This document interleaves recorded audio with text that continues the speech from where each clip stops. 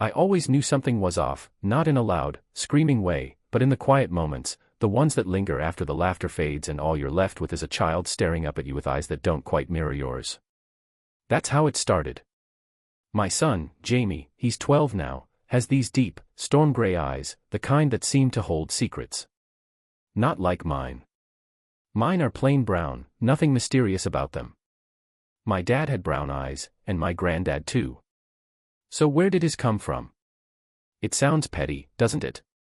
Eyes. But it's not just that. It's the way he carries himself, so composed, thoughtful, even a little reserved. I was a wild kid, broke bones jumping off rooftops, got into fights at school, couldn't sit still if you paid me. Jamie's not like that at all. He's calm. Too calm. He thinks before he speaks, listens more than he talks. He reads poetry. He hates football. He doesn't look like me, doesn't talk like me, doesn't even laugh like me. For a long time, I told myself it was just genetics playing tricks, recessive genes or something like that. His mother, Clara, she always said he was special. That was her word. He's special, Nate. He's got an old soul. And I wanted to believe her. I really did. But the thought kept whispering in my ear at night, when the house was quiet and Jamie was asleep down the hall. What if he's not mine? Clara left us when Jamie was 6. No warning. No note. Just gone. I came home from work one day and her clothes were missing from the closet, her toothbrush gone, the ring I gave her left on the kitchen counter like it meant nothing. For years I told Jamie she had to leave for work, that she was out there trying to build a better life for us. I didn't have the heart to tell him the truth, that she vanished because she couldn't bear to stay. Back then, I assumed it was me she was running from. I wasn't perfect, I worked long hours, came home tired, wasn't exactly romantic. Maybe I didn't listen enough. Maybe I didn't see the signs. But in the end, it didn't matter. She was gone, and all that was left was Jamie. And I swore I'd raise him the best I could. Still, over the years, something gnawed at me. And every time Jamie would say something too wise for his age, or look at me with that unreadable face, I felt like a stranger in my own home. A guest in the life I built. Last month, it got too loud to ignore. We were sitting in the kitchen, me making pancakes, him reading at the table. He said something about fate, I don't remember the exact words, but it hit me hard. He said, sometimes we're born into the wrong story. And I just froze. I looked at him, really looked at him, and I couldn't find a single piece of myself in that face. That's when I decided to take the test. I didn't tell Jamie. I ordered the DNA kit online like it was no big deal, just another late-night impulse buy. Swabbed my cheek, mailed it in, and told myself it was probably going to prove me wrong. That I was being paranoid. That Clara was complicated, sure, but not a liar. 2 weeks passed. I kept refreshing my email like some desperate teenager waiting for a reply from a crush. And then one night, there it was, the results. I opened it in bed. Jamie was asleep. I had the lamp on, the only sound in the room was the hum of the air conditioner and the dull thud of my heartbeat in my ears.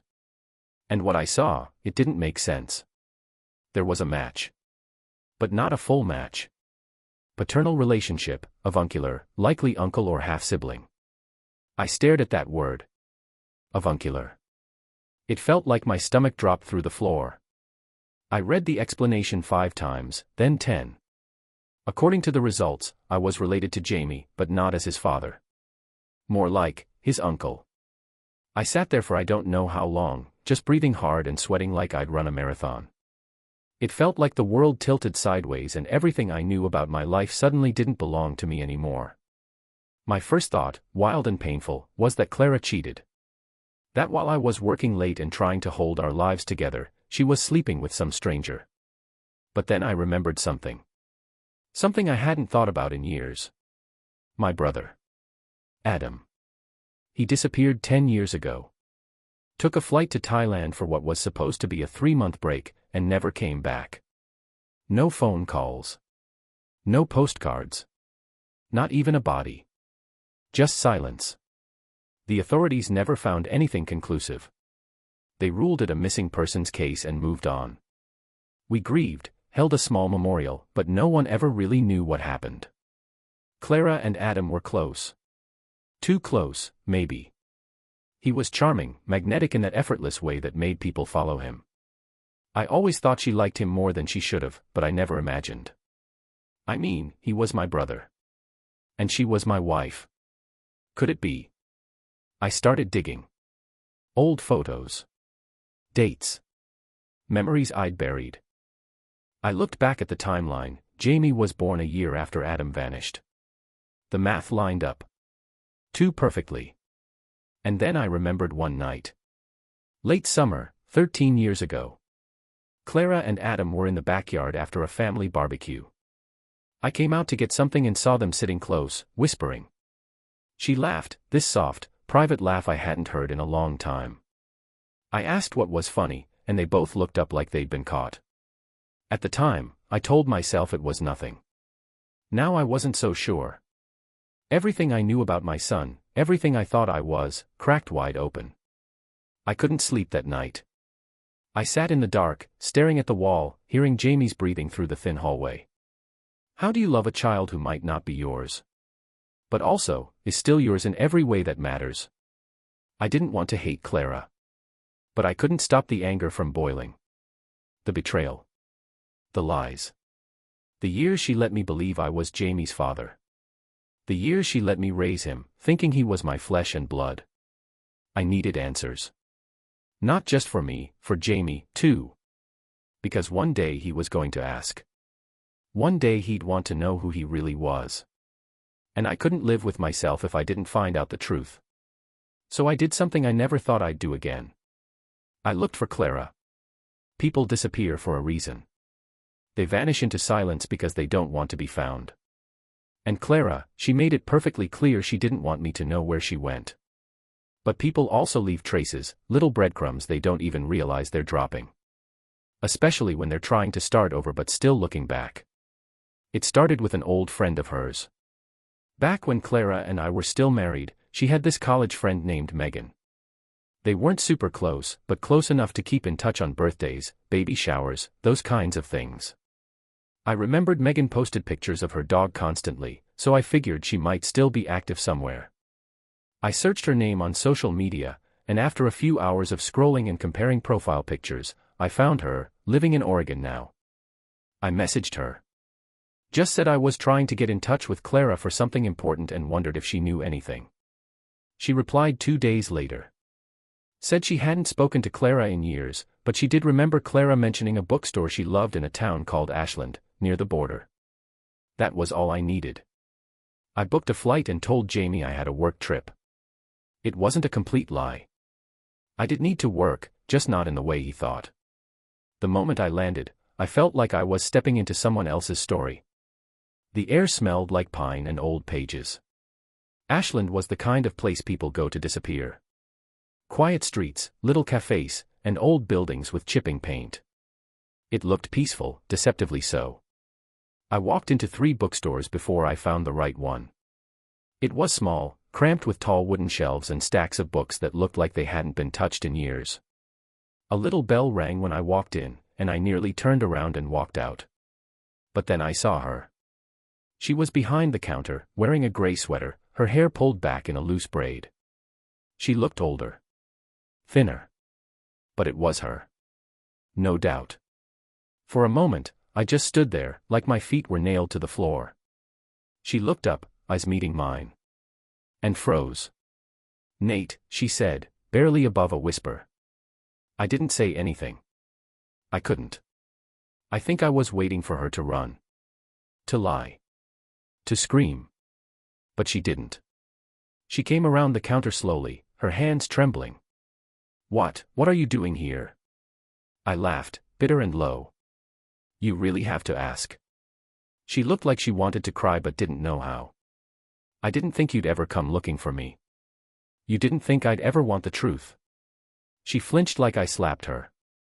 "Not here," she said quickly. "Please, let's go somewhere else." We ended up in a small park a few blocks away. We sat on a bench under a tree, leaves rustling above us like whispers. I know, she said finally, her voice shaking. You took a test. DNA. You found out. I stared at her. So it's true. She didn't answer right away. Her eyes filled with tears, and she nodded. Just once. Yes. And just like that, everything I'd been afraid of became real. You slept with Adam, I said, my voice flat. She covered her face with her hands, started crying. It wasn't supposed to happen. I swear to you, Nate. It wasn't. I didn't plan it. It was one night. Just one. I couldn't breathe. One night was all it took to destroy everything. She looked up at me, eyes red. I was lonely. You were working so much, and Adam, he was there. He listened. He made me feel seen. So you slept with my brother. It was a mistake. I regretted it immediately. And then he disappeared. And I found out I was pregnant. I stared out across the park, my chest heavy. Why didn't you tell me? I tried, she whispered. So many times. But every time I looked at you, and saw how much you loved Jamie, how proud you were. I couldn't do it. I couldn't take that from you. So you took yourself away instead. I couldn't stay, she said, her voice cracking. Every day, watching you raise a child who wasn't really yours, and knowing the truth. It ate me alive. I felt tears burning at the corners of my eyes, but I didn't let them fall. He is mine. In every way that counts, he is. But you took that choice from me. You let me believe a lie. I know, she said. And I'll never forgive myself for it. We sat in silence for a while, the wind picking up and sending leaves tumbling around our feet. Why Adam? I asked finally, the words barely audible. She closed her eyes. He was light, Nate. He burned so brightly, and I got caught in it. But he was never meant to stay. He said so himself before he left. That he didn't belong anywhere. Did he know about Jamie? She hesitated. No. I never told him. I never got the chance. He was gone before I found out. I thought maybe, if he ever came back, I would. But he never did. I stared at her. And that's why you kept the baby. Because he was Adam's. She wiped her eyes. Because he was a piece of him. The last piece. There it was. The truth. The ugly, twisted, human truth. I stood up slowly, not sure if I wanted to scream or fall apart. You didn't just betray me, Clara. You made me live a lie for 12 years. I know, she whispered. I know I don't deserve your forgiveness. You're right. You don't. She looked up at me, her lips trembling. Are you going to tell Jamie? I didn't answer. I couldn't. Not yet. I walked away from that bench with the weight of the world on my shoulders. The sky above me was clear, but inside, it felt like thunder was rolling. Back at the hotel, I stared at my reflection in the mirror for a long time. Trying to find pieces of myself in the man I'd become. Trying to understand if any of this changed what mattered most. Jamie. The boy who wasn't my son. But still was. The flight back felt longer than it should have. I sat by the window, staring at clouds I couldn't name, trying to make sense of the storm inside me. I kept seeing Clara's face as she said it, he's a piece of him. The last piece. And I hated how part of me understood her. But understanding doesn't make it hurt any less. When I got home, Jamie ran to the door like he always does. He hugged me, his skinny arms tight around my waist, and I felt something inside me crack. How could I look him in the eye now? How could I smile and nod like nothing changed, when everything had? Did you bring me anything? He asked, teasing like always. I forced a laugh. Only this, I said, pulling a tiny magnet out of my coat pocket. Best I could find. He grinned, that wide, crooked smile that lights up his whole face. Cool. I'll put it on the fridge. And just like that, I was back in our life. Back in the routine. But nothing felt the same. Over dinner, he told me about a project he was doing at school. Something about family trees. He wanted pictures, names, stories, all the things we'd usually dig out from the old shoebox under my bed. I felt the blood drain from my face. I thought maybe I could talk to Mom, he said casually, not looking up from his plate. Just for the project. Maybe she'd want to be included. I didn't answer right away. I didn't know how to tell him I'd just found her, that I knew things he didn't, things he might never be ready to hear. I don't think that's a good idea, I said eventually. She left for a reason. She left me, he said quietly. I know that now. There was pain in his voice, but not the kind that lashes out. It was quiet, buried deep, the kind of pain that makes you grow up faster than you should. She didn't leave you, I said, lying. Again. She just couldn't stay. He nodded, but I could tell he didn't believe me. Not fully. That night, after he went to bed, I pulled out the old photo albums and sat on the living room floor, flipping through pages I hadn't looked at in years. Pictures of Jamie as a baby. Clara holding him, Adam beside her at a barbecue, smiling like he had no secrets. Like he hadn't just torn my life in half without saying a word. I stared at a photo of the three of us, me, Adam, and Jamie, at Jamie's second birthday. Adam had come back from his trip for a week or two, right before he vanished. I hadn't remembered that. But there he was, holding Jamie on his shoulders, both of them laughing. Looking at that photo now, it was like someone punched me in the chest. The resemblance was undeniable. He didn't just look like Adam. He was Adam's. And I'd been blind. The next few days, I tried to act normal. Jamie and I watched movies, ate cereal for dinner, played basketball in the driveway. But inside, I was crumbling. Every word I said felt like it was built on sand. Every time he smiled, I felt like I was stealing something from him, the truth. But how do you tell a 12-year-old that the man he calls Dad isn't really his father? That his mom disappeared because she was carrying the child of her husband's brother? That his real father vanished without a trace and probably never even knew he existed? There's no manual for that. No easy way out. One night, I heard Jamie crying in his room. Not loud, just soft, broken sobs, muffled under his pillow. I stood in the hallway, hand on his door, frozen. I wanted to go in, to hold him, to tell him he was safe. But I didn't. I couldn't bring myself to walk through that door knowing what I knew. I felt like a fraud. Instead, I stayed up all night sitting on the couch, thinking about Adam. About how we used to be close, inseparable when we were kids. He was always the golden one, the one everyone noticed. I was the one who followed rules, did the right thing, played it safe. And somehow, I still ended up being the one who cleaned up the wreckage. I remembered the last conversation I ever had with him, right before he left for Thailand. We were at a bar, just the two of us. He bought us a couple of beers, and I remember thinking he looked tired. Not physically, but like something was weighing him down. I need a break, he'd said. From everything. I asked him what he meant, but he just laughed. You'll understand one day. I didn't press. I wish I had. Maybe he was already carrying the guilt. Maybe he knew he'd crossed a line and couldn't face it. Maybe disappearing was his way of atoning. Or maybe he was just running. Like Clara. Like me now.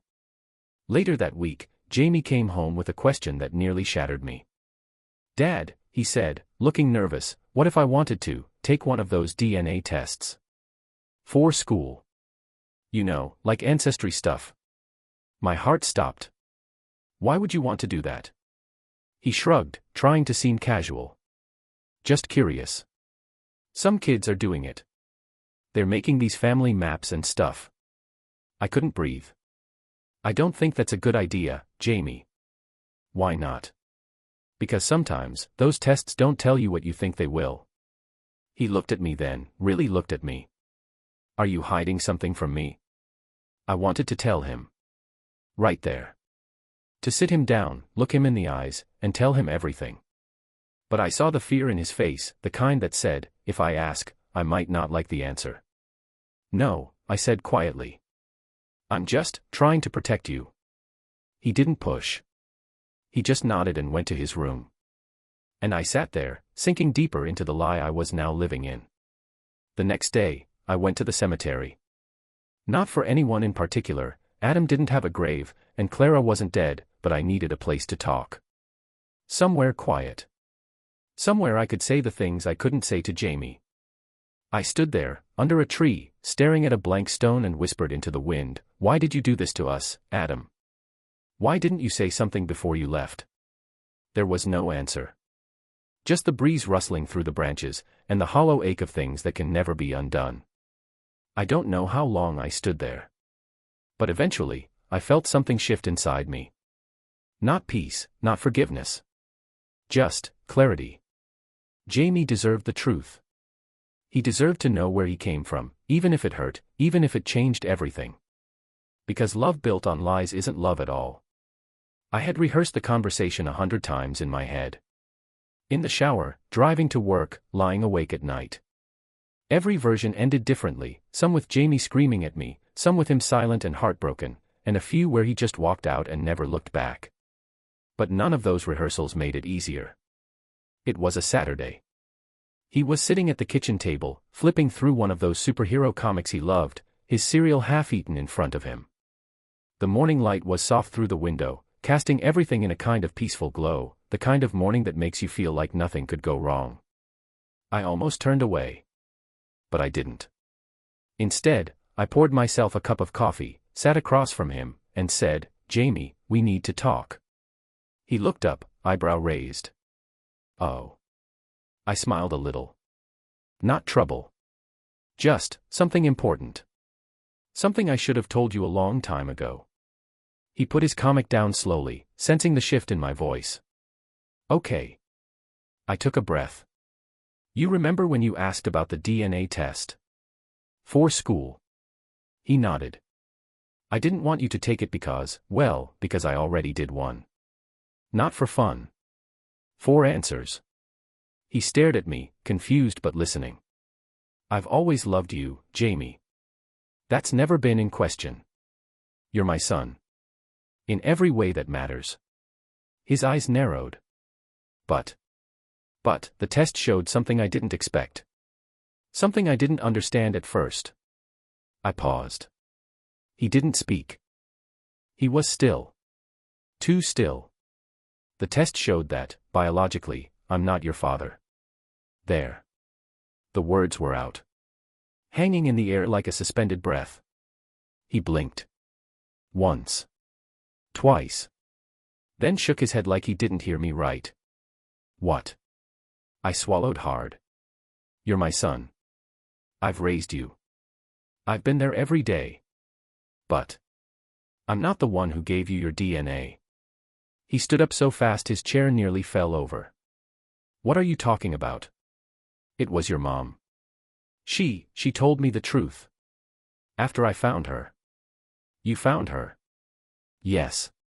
She's okay. Living in Oregon." He was pacing now, arms crossed tight across his chest like he was trying to hold himself together. "So if you're not my dad, who is?" I didn't want to say it. But I had to. "My brother," I said quietly. "Adam." He stopped moving. The name hit him like a brick. He'd heard it before, of course. Seen pictures. Knew the stories. Uncle Adam, the mysterious, adventurous, missing piece of our family. "My uncle is my dad." I nodded. "Yes. Your mom told me it was one night, a mistake.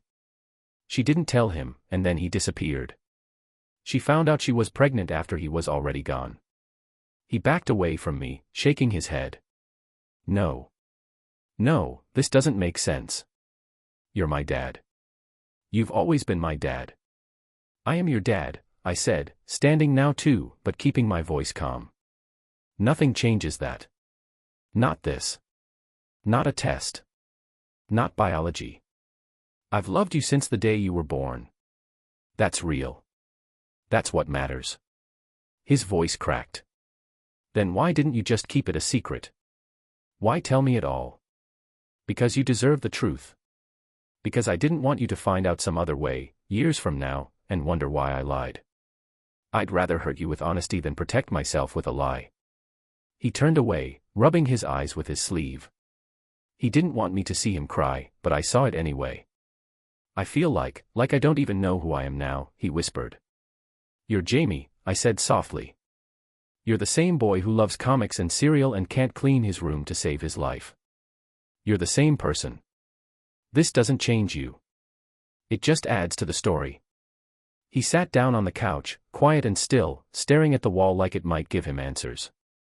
I gave him space. Didn't push. Just sat nearby, waiting. After what felt like an hour, he finally spoke. Did he know? Adam.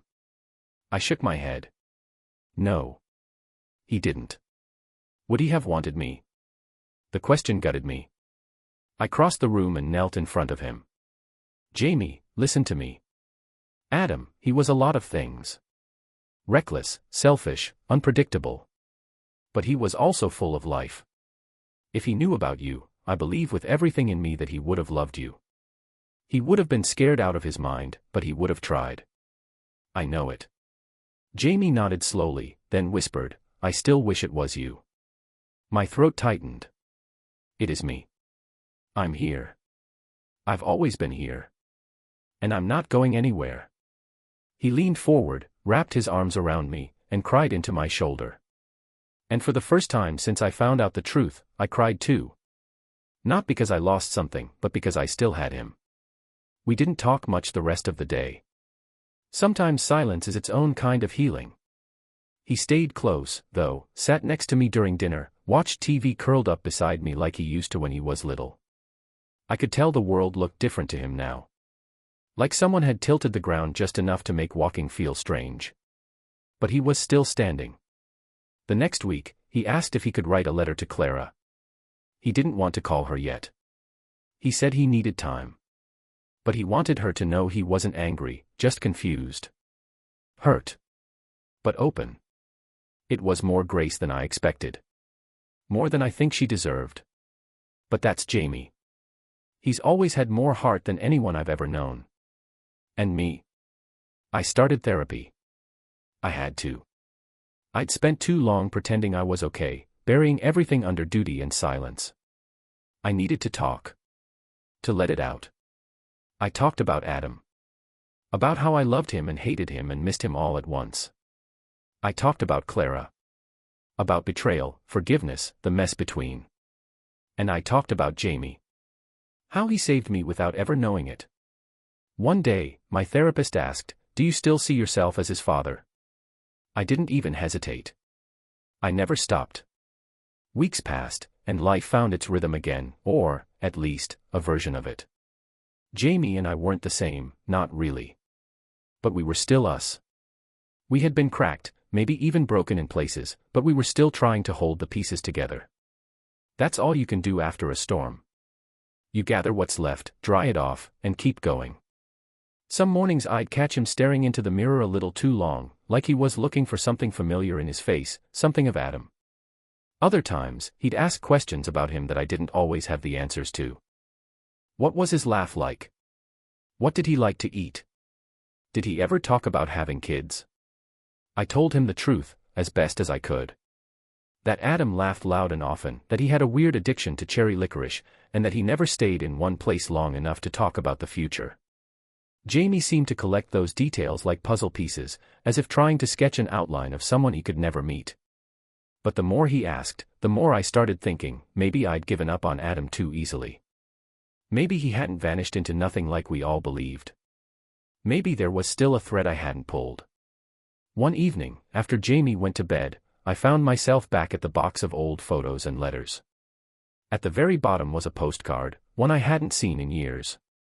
It was from Bangkok. A picture of a temple. Adam had scribbled a short message on the back. Found some peace here. Not sure if I'll ever come back. Tell Jamie I said hi. There was no date, just a faded stamp and a tear in the corner. It must have arrived a few weeks after he left, but I don't remember it meaning much back then. We all assumed it was just one of those, I'm alive but drifting, things he was known for. But now, reading it again, I noticed something different. Not, tell everyone I said hi. Not, tell Mom. Just. Jamie. He knew. Clara must have told him. Or maybe he guessed. Maybe he saw something in her eyes, or in his own heart, that gave it away. And still, he left. That thought haunted me. The next day, I dropped Jamie off at school and drove straight to the local library. I needed a quiet place to think, and, more importantly, to search. I started digging into travel records, old news clippings, missing persons forums. Anything that mentioned Adam's name. I didn't have much to go on, just a rough timeline and a country. But after hours of scrolling and squinting, I found something.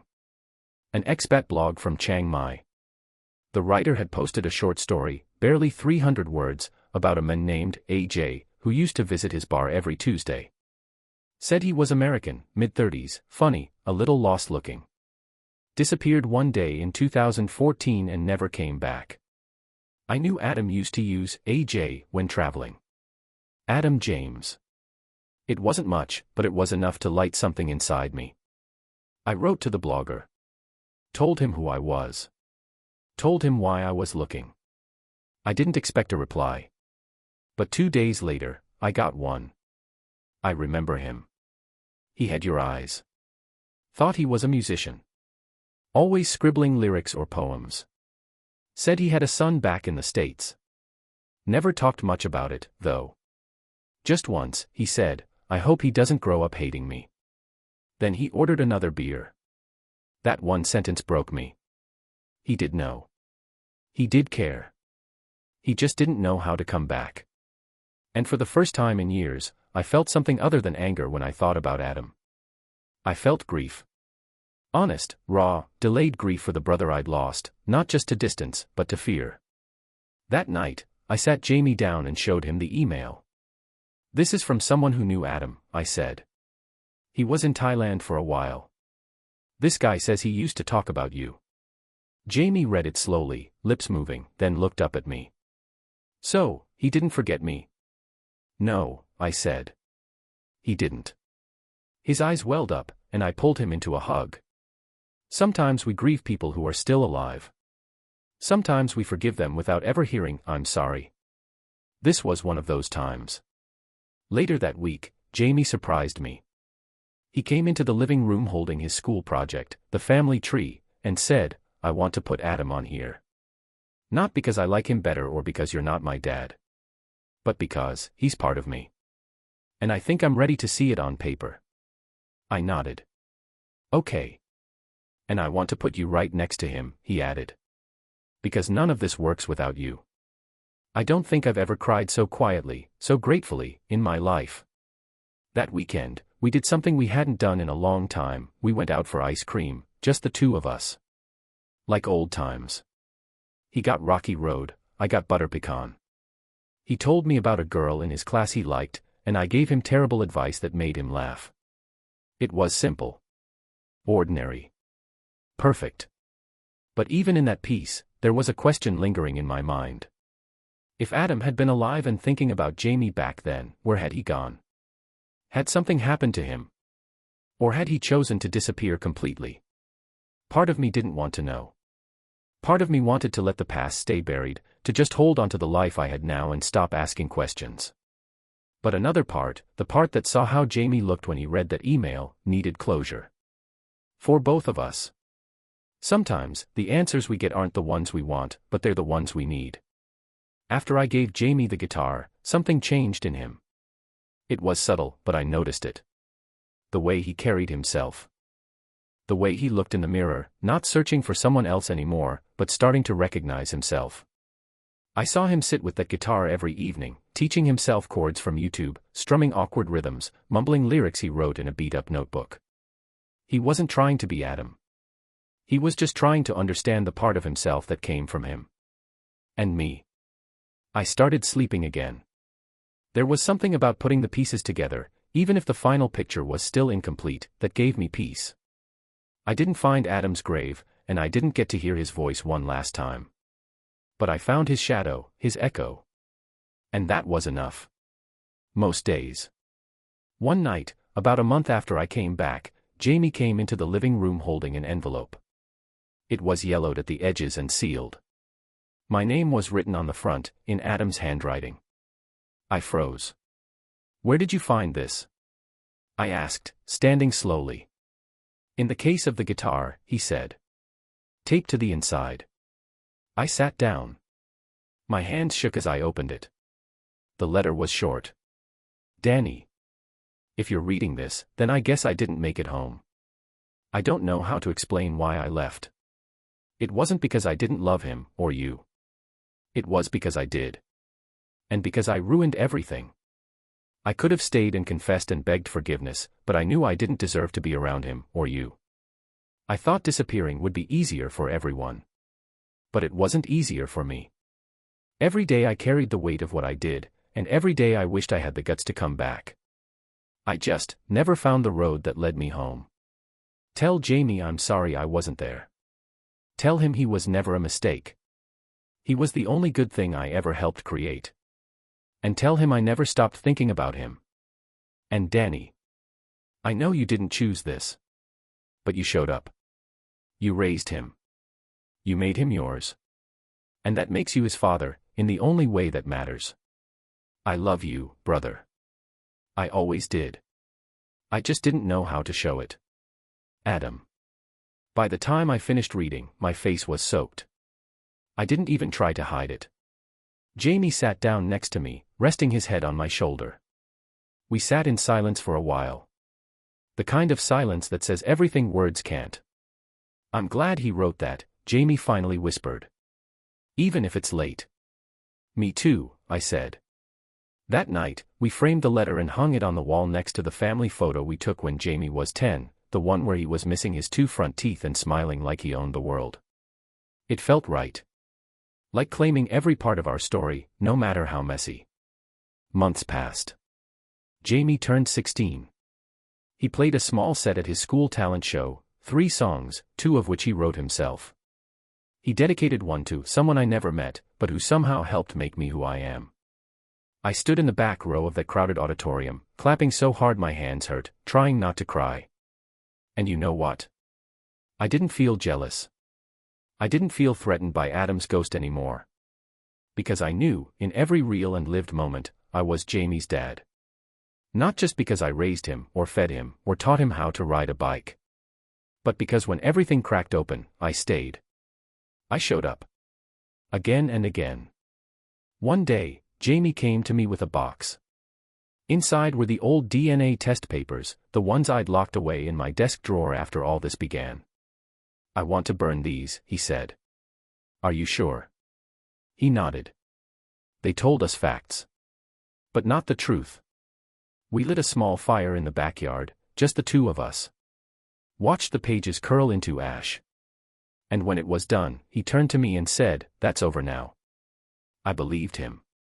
You see, there's a moment, not one big dramatic climax, but something quiet, when you realize you're no longer haunted. That the pain doesn't own you anymore. It still lives inside you, sure. But it's softer now. Something you carry, not something that carries you.